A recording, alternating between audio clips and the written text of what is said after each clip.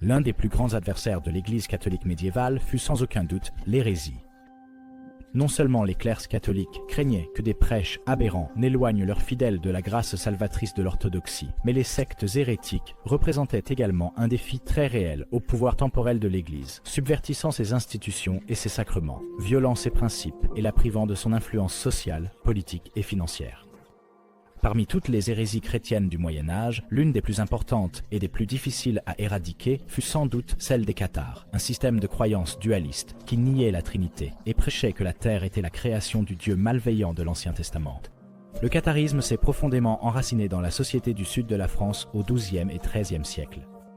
Apparemment respectés par leurs voisins pour leur ascétisme à une époque où la corruption régnait dans la puissante et opulente Église catholique, les hommes et femmes s'incathare, car les cathares considéraient les deux sexes comme spirituellement égaux, parcouraient la région connue sous le nom de Languedoc, répandant leurs croyances et trouvant un nombre considérable d'adeptes. Il ne fallut pas longtemps avant que le catharisme ne suscite l'ire de l'une des institutions les plus puissantes de l'Europe médiévale, la papauté. Le Saint-Siège n'était pas disposé à tolérer ce défi des plus flagrants à son autorité, en plein cœur de la chrétienté.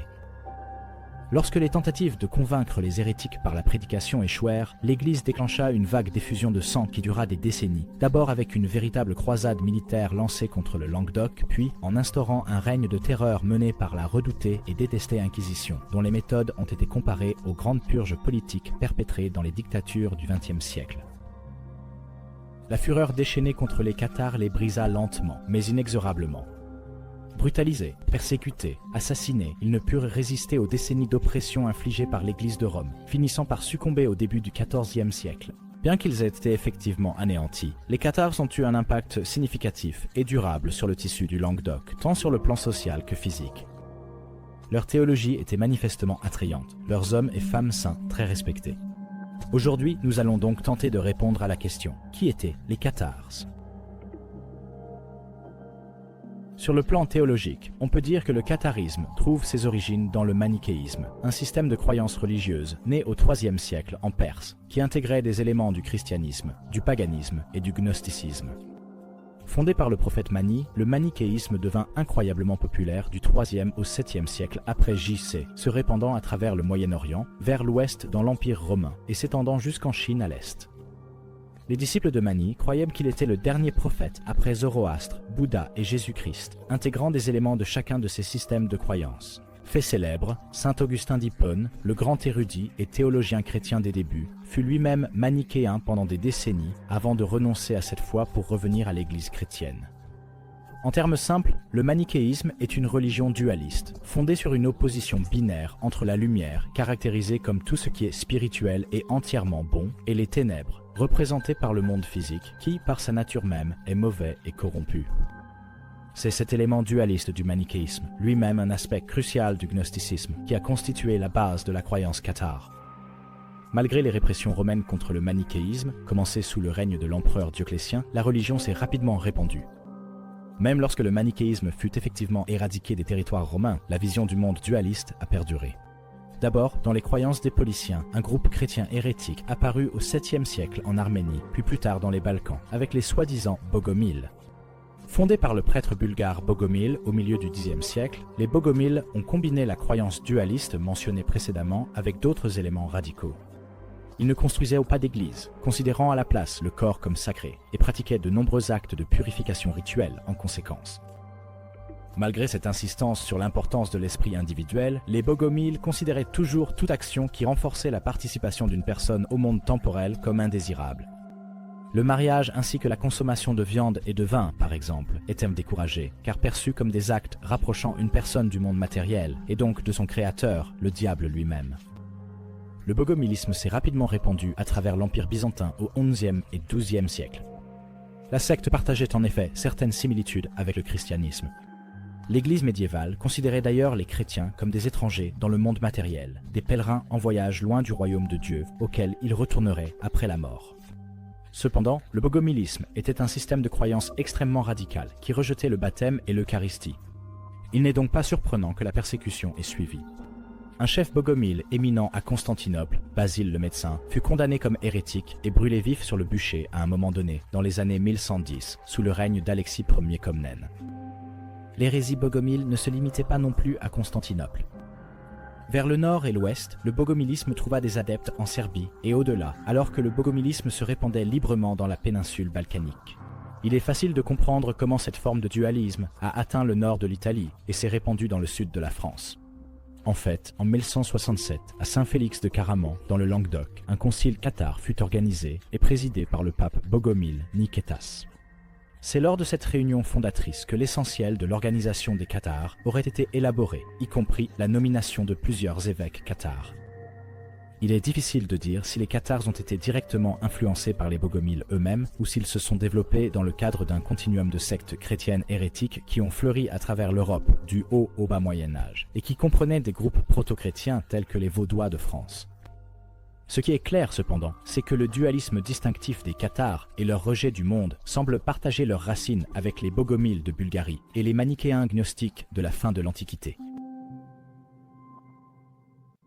Le terme cathare provient très probablement du grec katharos ou katharoi, signifiant pur ou les purs, probablement en référence à la croyance dualiste des cathares et à leur vision du monde temporel comme étant souillé par le mal, ou, en d'autres termes, impur.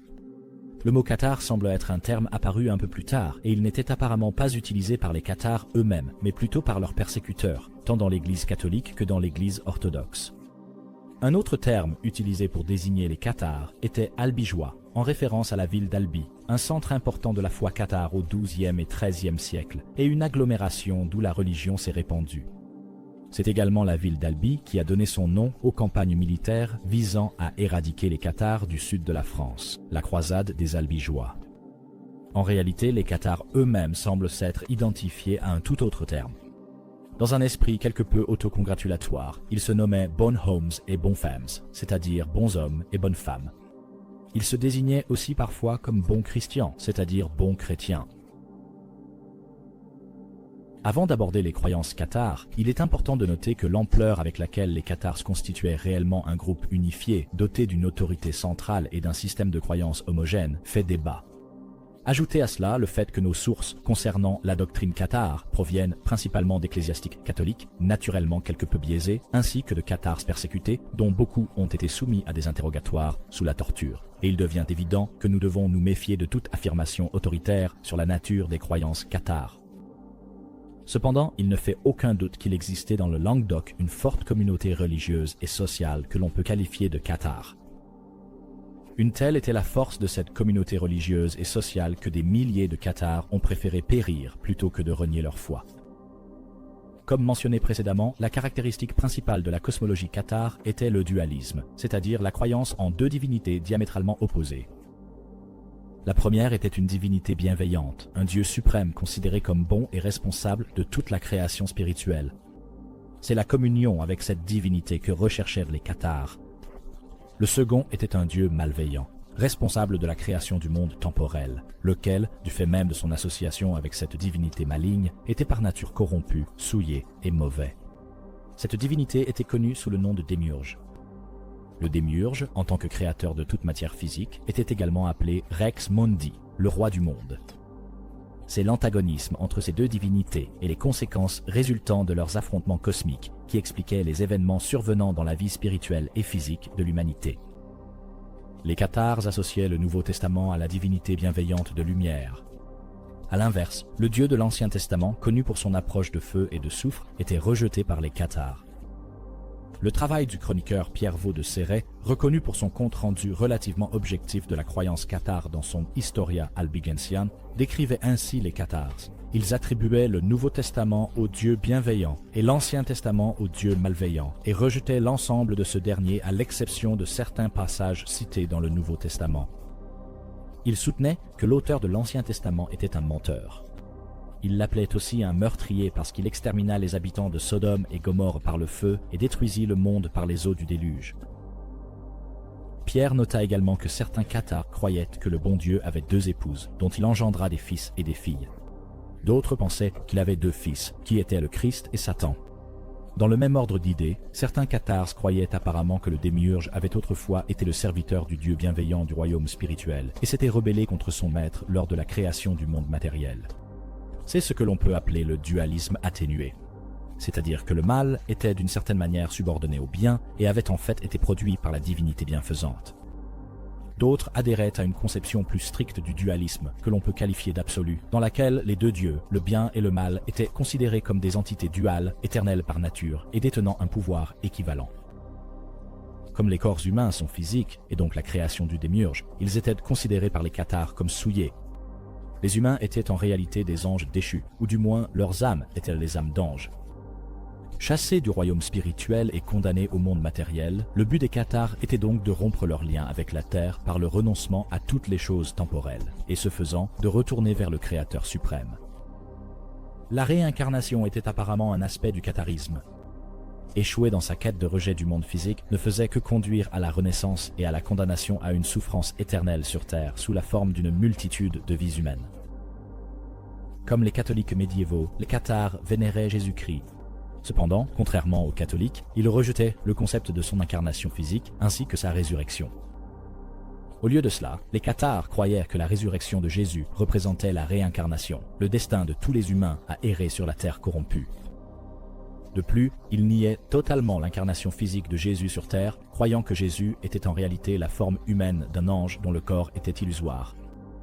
Les cathares rejetaient également de manière notable l'idée de la Trinité, selon laquelle l'unique Dieu existe en trois personnes divines coéternelles et consubstantielles, Dieu, le Christ et le Saint-Esprit, communément appelés la divinité.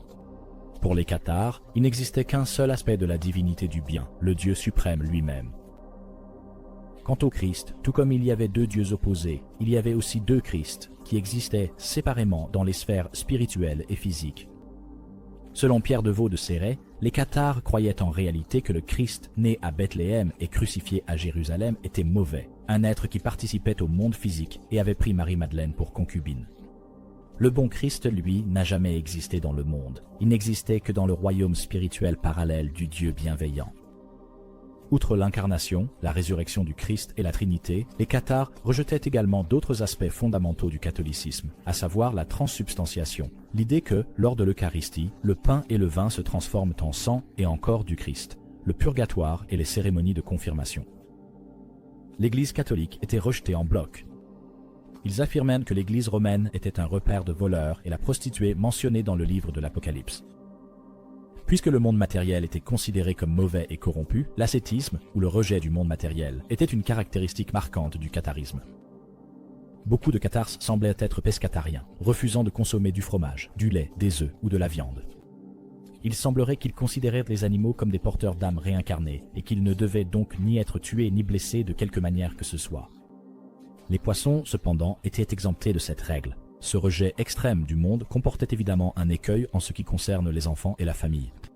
Pierre de Vaux de Céret mentionne des cathares qui croyaient que le fait d'engendrer des enfants empêchait d'atteindre le salut, et pour qui l'éducation des enfants devait donc être mal vue. Ranier Sacconi, un inquisiteur du XIIIe siècle, a noté que, de plus, il est d'opinion commune chez tous les cathares que le mariage charnel est toujours un péché mortel, et que la punition future de l'adultère et de l'inceste ne sera pas plus grande que celle du mariage légitime. Cependant, de nombreux cathares avaient manifestement des familles. Comme mentionné précédemment, dans une version de la cosmologie cathare, la divinité suprême du bien possédait deux épouses et engendrait des enfants. De toute évidence, les cathares qui adhéraient à cet enseignement avaient des enfants et croyaient que cela ne les empêcherait pas d'entrer dans le royaume des cieux. Bien qu'ils aient rejeté l'Église catholique en la considérant comme une organisation corrompue, entachée par les maux du monde temporel, les cathares semblent avoir eu une forme d'organisation ecclésiastique propre, bien que très souple. Le concile cathare tenu en 1167 à Saint-Félix de Caraman, auquel assista notamment le pape Bogomil, aurait apparemment divisé les congrégations cathares d'une manière similaire à celle des diocèses catholiques existants dans le Languedoc, à savoir les évêchés de Toulouse, Carcassonne et Agen qui s'ajoutaient à l'évêché déjà existant d'Albi.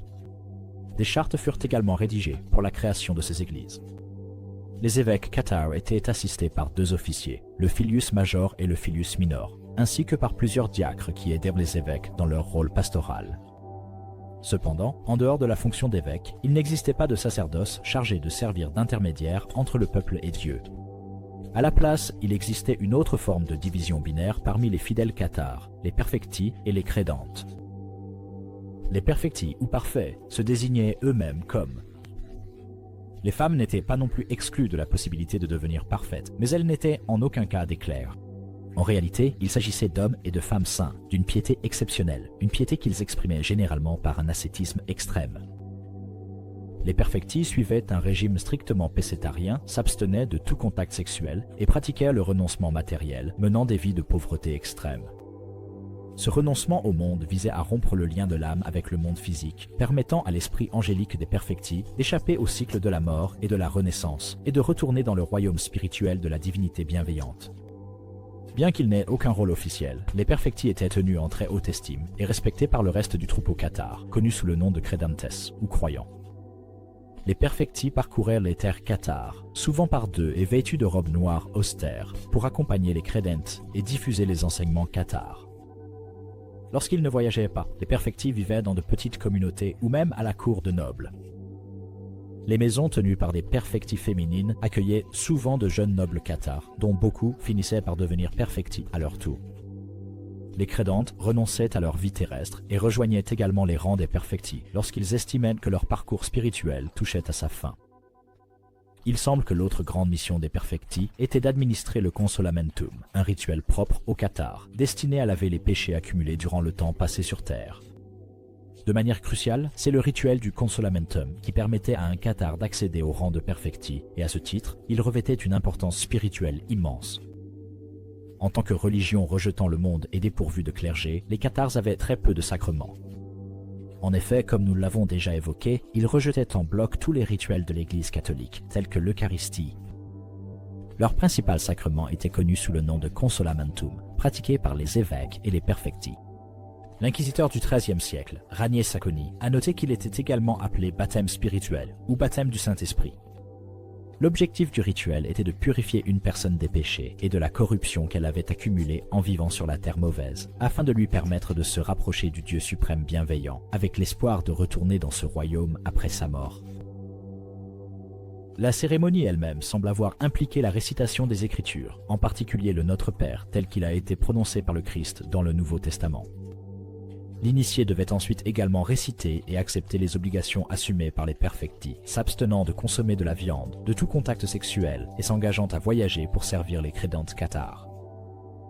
Elle comprenait également, selon de multiples sources, l'imposition des mains, une pratique religieuse courante qui, dans le christianisme, est généralement utilisée pour invoquer le Saint-Esprit. À l'issue du consolamentum, le cathare devenait l'un des perfectis, tenus de revêtir leur distinctive robe noire et de mener une vie d'ascèse extrême jusqu'à la fin de ses jours. C'était, bien sûr, une démarche exceptionnellement radicale que peu étaient prêts à accepter. En conséquence, la majorité des cathares semblent n'avoir reçu le sacrement qu'à leur lit de mort. Pierre Desvaux de Cernay, dans sa description du consolamentum, s'amuse du fait que, du moins selon lui, de nombreux cathares utilisaient le consolamentum sur leur lit de mort pour éviter les pires excès d'une vie de renoncement temporel. En effet, il considérait que, aussi pécheur qu'un homme ait pu être, pourvu qu'il ait reçu cette imposition des mains sur son lit de mort, et tant qu'il était capable de réciter le Notre Père, il obtiendrait le salut et la consolation au point de s'envoler immédiatement au ciel, sans avoir à faire d'amende honorable ni de réparation pour les torts qu'il avait commis. Au-delà du consolamentum, les cathares avaient effectivement d'autres sacrements. L'un de ces rituels était la convenientia, qui servait de sorte de cérémonie d'initiation au catharisme sous la forme d'un engagement à recevoir le consolamentum au cours de sa vie. Un autre était connu sous le nom d'appellamentum, une sorte de confession cérémonielle accompagnée de prières, souvent en présence d'une centaine de cathares ou plus. Comme l'a noté Ranier Sacconi, dans une affaire publique et comprenait la récitation suivante. Je me tiens devant Dieu et devant vous pour faire confession, et pour m'accuser de tous mes péchés qui sont en moi de quelque manière que ce soit, et pour recevoir de vous tout pardon de la part de Dieu et de la vôtre. Il semble qu'à la fin du XIIe siècle après JC, les cathares étaient devenus une composante majeure du tissu social du Languedoc. Malgré la forme d'ascétisme extrêmement rigoureuse qu'exigeait le catharisme pleinement accompli, il semble que les cathares étaient présents en très grand nombre, bien qu'il soit probable que la majorité d'entre eux n'étaient pas des perfectis, mais plutôt des croyants qui s'étaient engagés à recevoir un jour le consolamentum, tout en menant la majeure partie de leur vie de manière relativement ordinaire, ayant une famille, mangeant de la viande et participant généralement à la vie du monde. Il a même été suggéré qu'un bon nombre de ceux que l'on pourrait considérer comme des cathares n'étaient même pas des croyants ayant fait le vœu de recevoir le consolamentum et, par conséquent, n'étaient officiellement pas membres de la secte. Au lieu de cela, il se pourrait qu'ils aient été des sympathisants, des personnes qui soutenaient les activités des perfectis en leur fournissant un logement et de la nourriture, assistant peut-être de façon semi-régulière au rituel cathare. L'extrême pauvreté des perfectis était remarquable, un acte spirituellement prestigieux qui suscitait le respect de la population, qu'elle soit cathare ou non. En effet, Sumption note qu'au siège de Montségur en 1244, où l'un des derniers bastions de la résistance cathare fut écrasé, les soldats défendant le château n'étaient pour la plupart pas officiellement cathares jusqu'à ce qu'une cérémonie de messe de commodité ait lieu. Il semble donc que les cathares, et en particulier les perfectis, étaient considérés avec beaucoup de respect par leurs voisins. Il apparaît d'ailleurs qu'il y avait peu d'inimitié entre les cathares et la population catholique plus large du Languedoc. La manière dont les cathares considéraient les femmes comme les égales spirituelles des hommes représentait sans doute un changement rafraîchissant face aux préceptes du catholicisme médiéval qui associait traditionnellement le sexe féminin au péché. Et l'existence apparente de maisons dirigées par des perfectae, souvent peuplées des épouses et des filles de nobles et de citoyens éminents, en témoigne peut-être. L'anticléricalisme, l'opposition aux excès de la bureaucratie et à l'opulence de l'Église catholique, était assurément très populaire dans le sud de la France au XIIe siècle et aurait sans doute contribué à un soutien plus large du catharisme. Quoi qu'il en soit, les cathares étaient apparemment pleinement intégrés au Languedoc au moment où la croisade des Albigeois fut lancée, au grand désarroi de divers prédicateurs catholiques, tels que Bernard de Clairvaux. Les familles comptaient sans doute à la fois des membres cathares et catholiques. Les gens avaient des amis et des connaissances qui étaient cathares. Les nobles eux-mêmes, ainsi que des membres de leur cour, appartenaient à la secte. Un chevalier, Ponce Adhémar de Rodelille, interrogé par un clerc au sujet des hérétiques de sa région, répondit « Nous les connaissons bien ». Lorsqu'on lui demanda pourquoi, dans ce cas, les hérétiques n'étaient pas rejetés et expulsés, le chevalier répondit de manière assez révélatrice « Nous ne pouvons pas faire cela, car nous avons grandi avec eux, nous avons de la famille parmi eux, et nous voyons qu'ils mènent une vie honnête et décente. » Il est facile de comprendre pourquoi l'Église catholique considérait les cathares comme des hérétiques. Leur rejet de la Trinité, de l'incarnation du Christ, ainsi que leur refus de l'existence de l'enfer et du purgatoire, subvertissait l'orthodoxie catholique et, aux yeux des autorités ecclésiastiques, représentait une menace majeure, tant pour le salut spirituel des habitants du Languedoc que, de façon plus cynique, pour le pouvoir et l'autorité de l'Église catholique. En 1145, Bernard de Clairvaux, qui deviendra plus tard Saint Bernard, ayant entendu parler de la propagation de croyances hérétiques dans le sud de la France, se rendit en Languedoc. Sa prédication, pour laquelle il était renommé, reçut un accueil très mitigé. Bien qu'il ait rencontré du succès dans la ville d'Albi, Bernard fut tourné en ridicule dans plusieurs villages où ses appels furent accueillis avec dérision. Il retourna dans son monastère en Champagne, déclarant que le Languedoc était une terre d'hérésie, nécessitant beaucoup de prédication. Cependant, dans l'ensemble, peu d'efforts à grande échelle furent entrepris pour combattre la propagation de l'hérésie cathare par la prédication dans le sud de la France. Ce n'est qu'à partir des années 1160 que l'Église catholique commença réellement à prêter attention à la situation. Des groupes de cathares et d'autres groupes hérétiques similaires semblaient opérer à travers l'Europe, du sud de la France à l'Allemagne, de l'Italie à l'Angleterre. En 1163, la propagation fulgurante de l'hérésie fut discutée lors du concile de Tours, et en 1165, les cathares furent représentés devant plusieurs évêques à Lombers, dans le sud de la France. Ils répondirent habilement aux questions et furent finalement relâchés, bien qu'ils aient été des hérétiques déclarés. En 1165, le concile de Saint-Félix de Caraman, mentionné précédemment, au cours duquel les cathares organisèrent formellement la structure de leur église dans le Languedoc, déconcerta encore davantage les clercs catholiques. Les missions de prédication dans les années 1170, comme les efforts de Bernard, rencontrèrent peu de succès. Et le concile du Latran de 1179, qui avait admis que l'usage de la force était légitime pour réprimer l'hérésie, n'avait guère freiné la propagation du catharisme. La réaction lente de l'Église catholique pouvait en partie s'expliquer par des préoccupations plus urgentes à l'Est. La chute de Jérusalem aux mains des forces de Saladin en 1187 et les efforts qui suivirent pour reprendre la ville sainte passaient clairement avant la question des hérétiques du Languedoc. La situation changea avec l'élection d'Innocent III au pontificat en 1198. Hautement instruit et âgé de seulement 38 ans lors de son élection, Innocent fit de l'éradication de l'hérésie l'une de ses plus hautes priorités. Le nouveau pape considérait le clergé catholique du Languedoc comme complice de l'essor des cathares par leur incompétence et leur inaction, les qualifiant de aveugles, de chiens muets qui ne savent plus aboyer, d'hommes prêts à tout pour de l'argent, zélés dans l'avarice, amateurs de présents, chercheurs de récompenses. L'approche d'Innocent reposait sur 3 axes. Il mènerait l'assaut contre l'hérésie par une prédication intensive dans les régions où elle prospérait. Il exercerait des pressions sur les seigneurs et nobles locaux pour qu'ils soutiennent sa cause. Et enfin, il s'attaquerait directement aux hérétiques eux-mêmes. Dans un premier temps, Innocent confia à l'ordre cistercien la mission de prêcher à travers le Languedoc, tentant de convaincre la population par la parole. Dans un second temps, il aborda les grands seigneurs du Languedoc en alternant menaces et promesses. Au plus puissant d'entre eux, le comte Raymond de Toulouse, il proposa la réintégration dans l'Église. Raymond avait été excommunié en 1195, tout en envoyant simultanément des lettres menaçantes et parfois injurieuses, exhortant le comte à extirper les hérétiques.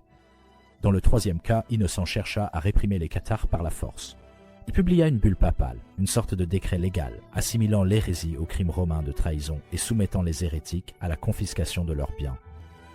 Pour mettre en œuvre cette stratégie, 3 légats pontificaux furent envoyés. Arnold Amaury, abbé de Cîteaux, Pierre de Castelnau et un certain frère Raoul, tous deux du monastère de Ponferrud. Ce trio se lança dans une campagne franchement désastreuse en 1203. Les 3 hommes tentèrent une stratégie de prédication légèrement différente de celle de leurs prédécesseurs, invitant les cathares à des débats théologiques publics. Un débat à Carcassonne entre 13 catholiques et 13 cathares, observé par une grande foule, se termina sans conclusion. Les débats suivants suivirent une trajectoire similaire, malgré le succès limité des légats qui adoptèrent le genre d'ascétisme visible pratiqué par les perfecti. La pression exercée sur les nobles du Languedoc ne donna pas non plus de résultat. Le problème était essentiellement résumé par la citation du chevalier Ponce Adhémar, vu précédemment, lorsqu'on lui demanda pourquoi il ne chassait pas les hérétiques. Les cathares étaient, à ce moment-là, véritablement intégrés à la société du Languedoc. Ajoutez à cela le fait que tout le monde, même le clergé catholique local, considérait les légats comme des étrangers indésirables, et il est facile de comprendre pourquoi la mission des 3 cisterciens a échoué. La goutte d'eau qui fit déborder le vase fut une confrontation malheureuse entre Pierre de Castelnau et le comte Raymond de Toulouse à la cour du comte en 1208, au cours de laquelle le noble fut excommunié sur le champ pour son refus de persécuter les hérétiques. Pour son action, Pierre fut assassiné sur le chemin du retour vers Rome par des assaillants inconnus. Cet épisode violent fut la goutte de trop pour Innocent, qui se tourna alors vers la 3e partie de sa stratégie, la répression violente. Indigné par le meurtre effronté d'un légat papal, le pape Innocent lança un appel à la croisade contre les cathares du Languedoc et leurs sympathisants en mars 1208. Pendant le reste de l'année, la croisade fut prêchée dans toute la chrétienté, et en particulier dans le nord de la France. Bien que ni le roi de France, Philippe Auguste, ni son fils n'aient pu être recrutés, Innocent et ses légats réussirent néanmoins à rassembler une multitude de nobles grâce à la promesse des indulgences habituelles de croisade, du pardon des péchés et du droit aux terres confisquées aux hérétiques et à leur soutien. Face à la menace imminente d'une invasion armée, les seigneurs du Languedoc se précipitèrent pour tenter de trouver un accord avec le pape. Raymond VI de Toulouse accepta de se soumettre à une pénitence publique humiliante, qui comprenait le serment d'allégeance à l'Église et la confiscation de 7 de ses châteaux. Raymond Roger Trencavel, vicomte de Carcassonne, Albi et Béziers, certains des plus grands foyers d'activité cathare, n'eut pas cette chance. Sa demande de rejoindre la croisade fut rejetée. Ce furent donc les terres de Trencavel qui devinrent la première cible des croisés. Le 21 juillet 1209, les croisés, menés par le légat pontifical Arnaud Amaury, atteignirent Béziers, perché sur une falaise dominant la rivière Orbe. Tentant d'éviter le massacre qui accompagnait la plupart des sièges médiévaux, l'évêque de la ville tenta de négocier avec les assiégeants, qui proposèrent d'épargner Béziers si la population livrait tous les hérétiques. Les habitants de Béziers refusèrent catégoriquement. La majorité refusa également de quitter la ville lorsque les croisés appelèrent tous les fidèles catholiques à abandonner Béziers avant l'attaque.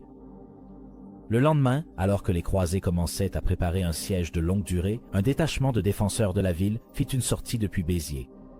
Peu après, une escarmouche éclata entre ces défenseurs et un groupe de croisés. Ce qui s'est passé ensuite reste flou. Cependant, ce que nous savons, c'est qu'un certain nombre de croisés prirent le contrôle de l'une des portes de la ville. Soudainement, face à une occasion inespérée, toute l'armée croisée fut lâchée et se rua dans les rues de Béziers. La ville fut soumise à un sac brutal. Les croisés pénétrèrent dans les maisons, pillant et tuant à leur guise, tandis que les habitants de Béziers se réfugiaient dans les églises de la ville, au milieu de la sonnerie affolée des cloches. Entassés dans la cathédrale de Béziers, l'église Saint-Jude et l'église Sainte-Marie-Madeleine, la population de la ville posait un dilemme aux croisés. Parmi eux, qui étaient catholiques et qui étaient hérétiques. S'adressant à Arnaud Amaury, les soldats demandèrent ce qu'ils devaient faire. La réponse de l'abbé fut glaçante. « Tuez-les tous, car le Seigneur reconnaîtra les siens. Amaury lui-même estima que 20 000 personnes furent passées au fil de l'épée, bien que des estimations plus prudentes situent ce nombre autour de 7 000. Dans les propres mots d'Amaury, « Nos hommes n'ont épargné personne, quel que soit le rang, le sexe ou l'âge, et ont passé au fil de l'épée près de 20 000 personnes. Après ce grand massacre, toute la ville a été pillée et incendiée, tandis que la vengeance divine s'abattait sur elle avec une fureur miraculeuse. » La brutalité exercée à Béziers fut telle que même des partisans déclarés de la croisade, comme Pierre de Lavaux-Cernay, ressentirent le besoin de la justifier en rejetant la faute sur le contingent de mercenaires de l'armée croisée. La nouvelle du massacre de Béziers se répandit comme une traînée de poudre. Le premier acte cruel des croisés en Languedoc provoqua une consternation générale, poussant de nombreuses villes et châteaux à se soumettre aux croisés plutôt que de risquer le même sort. Cependant, cela eut également pour conséquence de pousser la population du Languedoc, tant cathare que catholique, à mépriser les forces croisées. Narbonne tomba sans combat et les troupes d'Amaury atteignirent Carcassonne, toujours tenues par Raymond Roger Trencavel, le 1er août 1209. Privée d'eau, la garnison ne résista pas longtemps. Raymond Roger négocia un accord qui permit à toute la population de la ville, catholique comme cathare, de partir indemne, bien que sans leurs biens, le 15 août. Un noble relativement mineur du nom de Simon de Montfort fut choisi pour remplacer le Trencavel, dépossédé en tant que seigneur de Carcassonne. De Montfort allait par la suite s'imposer parmi les chefs croisés, perpétrant certaines des atrocités les plus odieuses du conflit. Après leur succès initial, les croisés albigeois furent confrontés à une opposition plus déterminée de la part des seigneurs du Languedoc, une opposition qui allait se poursuivre tout au long de la croisade albigeoise jusqu'à sa conclusion avec le traité de Paris en 1229. La fortune des seigneurs du Sud, comme celle des croisés, connut des hauts et des bas, alors que villes et châteaux étaient pris par les croisés, repris, puis à nouveau conquis. La brutalité qui avait commencé avec les événements horribles de Béziers se poursuivit tout au long du conflit.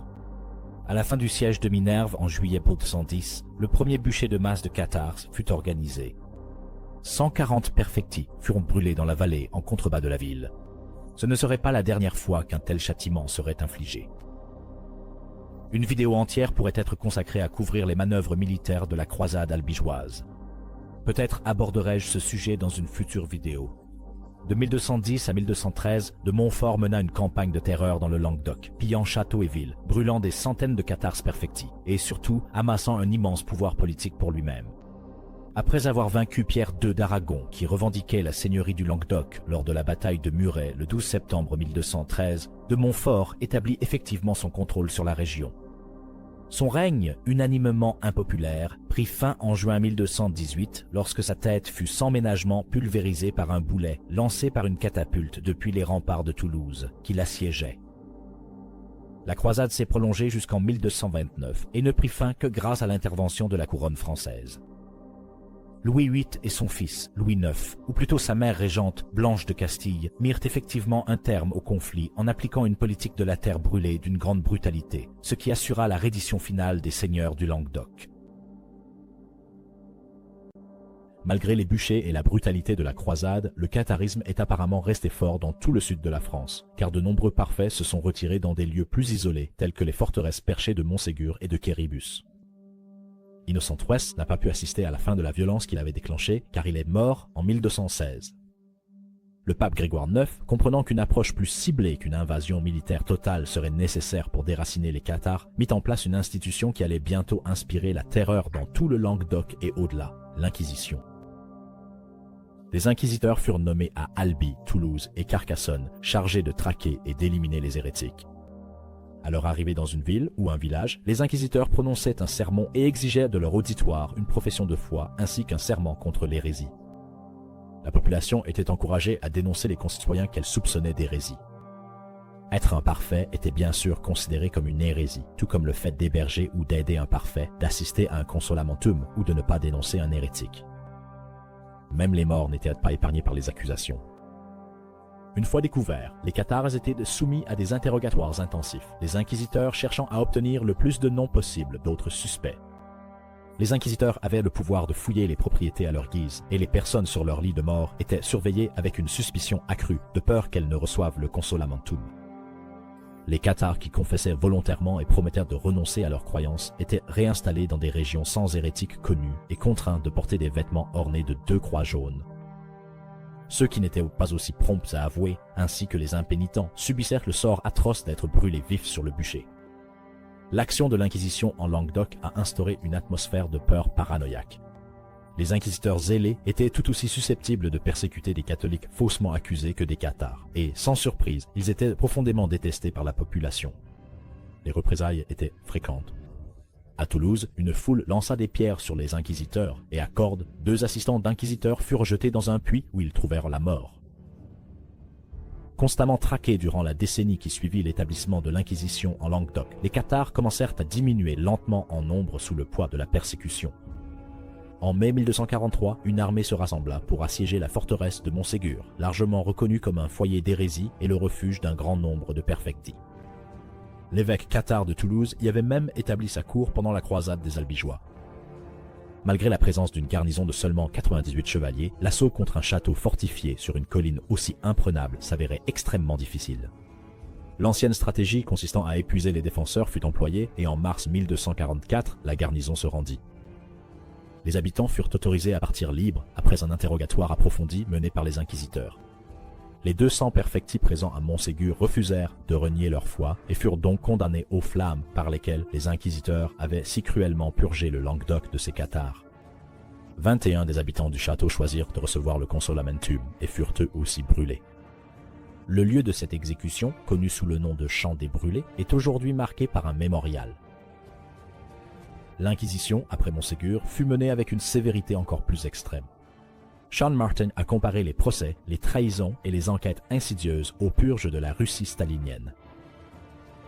Avec la chute de Montségur en 1244 et celle du dernier bastion perché de Quéribus en 1255, les cathares perdirent leurs ultimes refuges. Privé de sécurité, le catharisme subsista encore quelques décennies sous une forme clandestine, principalement grâce aux profondes racines qu'il avait implantées en Languedoc. Une brève résurgence menée par le parfait cathare Pierre Authier prit fin lorsque ce dernier fut exécuté en avril 1310 et le dernier parfait cathare connu du Languedoc, Guillaume Bellibaste, fut exécuté à l'automne 1321 dans la petite ville de Villerouge-Termenès. À la fin de l'année 1330, il semble que la persécution quasi constante de l'Inquisition ait effectivement mis fin au catharisme dans le Languedoc. Tous les croyants restants avaient été contraints d'abjurer. Les perfectis avaient été éliminés. Le nombre de procédures judiciaires contre les cathares dans les années 1330 chuta de façon spectaculaire. Autrefois partie intégrante du tissu social et religieux du sud de la France, les bonshommes et bonnes femmes n'existaient plus.